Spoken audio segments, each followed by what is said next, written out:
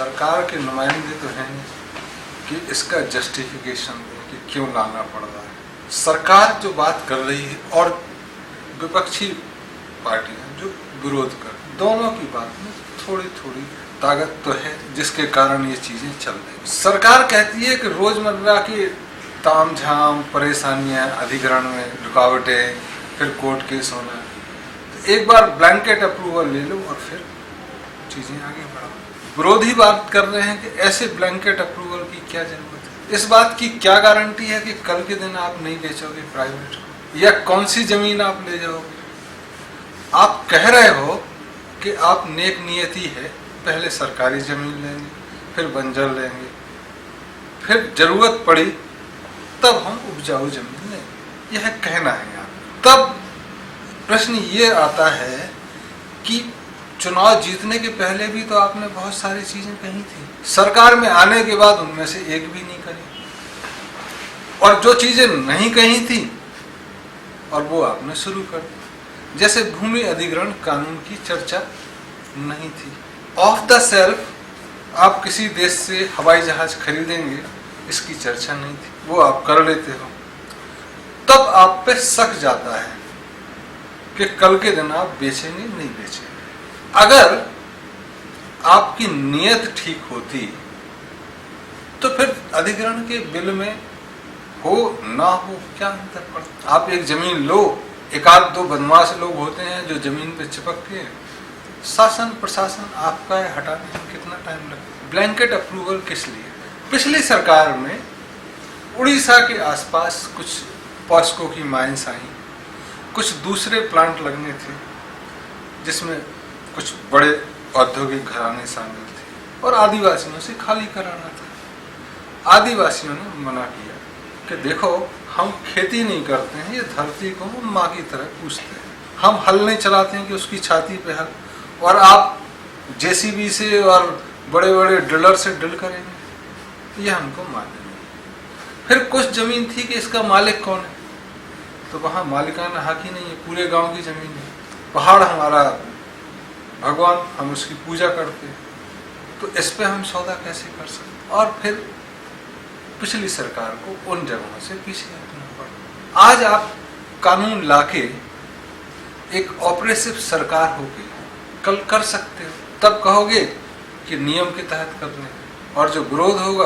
उसमें कोर्ट भी दखलंदाजी नहीं करेंगे क्योंकि नियमों के हिसाब से। अंग्रेजों ने जंगल अपने नाम कर लिए कि सारे जंगल सरकार के, सारे पहाड़, सारी जमीन हमारी, और उसके विरोध में कितने आंदोलन। ये देश स्वतंत्र हुआ, गांधी जी की योगदान होगा, लेकिन 2.5 करोड़ लोग मारे गए 1947 तक, 1857 से लेकर। हर जंगल में विरोध हुआ और छोटे छोटे विद्रोह हुए या जंग हुए। तो जंगलों में जो पूज रहे हैं, जो रह रहे हैं, कैसे आप एकदम से नियमों के हिसाब से, और ब्लैंकेट अप्रूवल की जरूरत क्या है तब, जबकि जिस मुद्दे पे आप सरकार में आते हैं उसका पालन नहीं करते। Basically it's like a fraud कि आपने कहा कि हम ये काम करेंगे, ये काम करेंगे, ये काम करेंगे, हमको वोट दो। आप सरकार में आए, अब भारत सरकार हो, अब आप डी काम करते हैं, ई काम करते हैं, एफ काम करते हैं, ABC की सुध भी नहीं लेते, और बोलते हैं 5 साल में करेंगे, और 5 साल निकल जाते हैं तो फिर 5 साल की बात करते हैं। तब ऐसे कोई भी ब्लैंकेट अप्रूवल की गुंजाइश एक खतरनाक साबित हो सकती। जैसे दुनिया में व्हेल मछली के मारने पे प्रतिबंध लगा, फिर एक राइडर छोड़ दिया गया, अगर वैज्ञानिक आविष्कार के लिए मारना पड़े तो मार सकते। तब क्या हुआ कि किसी भी देश को मारना है वो मारते हैं और बोलते हैं रिसर्च के लिए मारा। ऐसा ही यहाँ होने की संभावनाओं से इनकार नहीं किया जा सकता। तब चीजें यहाँ आती हैं कि आपको अगर कोई परियोजना लानी है तो उस परियोजना के आधार पर जमीन कहाँ सूटेबल होगी, उस पर चर्चा हो, और एक परियोजना के लिए आप अप्रूवल लें संसद से। ब्लैंकेट अप्रूवल की कोई जरूरत नजर नहीं कि देश में अगर प्रधानमंत्री और 30 मंत्रियों का दिमाग खराब हुआ तो पता लगा कि भोपाल के तालाब को उन्होंने सुखा के उसमें बना दिया, एक इंडस्ट्री लगा दी, ताजमहल गिरा के बना दिया, नहीं ये राष्ट्रीय धरोहर है, इसके नीचे सोने की खदान है, हम तोड़ेंगे। तो ऐसे भविष्य में आने वाले पागलपन से बचने के लिए ऐसे किसी भी ब्लैंकेट अप्रूवल को देना देश के लिए खतरनाक हो सकता है। और जो ऑलरेडी है वो पर्याप्त है। इतनी इंडस्ट्रीज आए हैं, इतने एयरपोर्ट्स आए हैं, ये वैसे ही बिना अधिग्रहण के तो नहीं आए हैं। तो जब चीजें हैं तब अतिरिक्त ताकत की जरूरत क्या है? तब भी हमने पूरा बिल देखा नहीं है, जितना है उसके हिसाब से हम कह रहे हैं।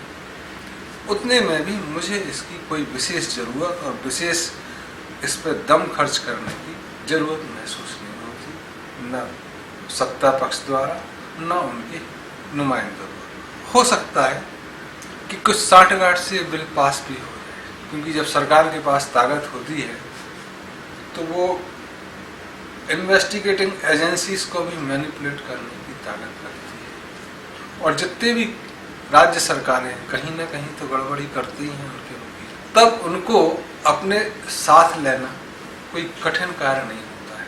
कम से कम एब्सेंट तो हो ही सकते हैं राज्यसभा में, वोटिंग ना भी कर। तो विरोधियों की गर्दन पकड़ना एक आसान होता है जब आप सत्ता में हो। तो ये पास भी होगा तो ये खतरनाक होगा। और मेरा तो भगवान से यही प्रार्थना है कि ऐसे कोई भी ब्लैंकेट अप्रूवल पास नहीं